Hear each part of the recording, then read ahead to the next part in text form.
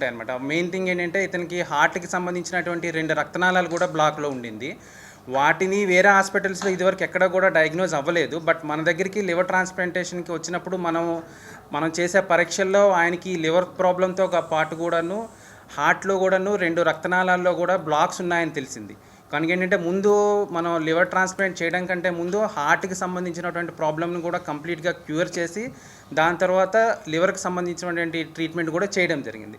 ఈ 2 సక్సెస్ఫుల్గా చేయడం వలనటువంటి ఇప్పుడు మన కిడ్ కూడా హెల్తీగా నార్మల్ లీడింగ్ లైఫ్ చేయగలుగుతున్నాడు అనమాట.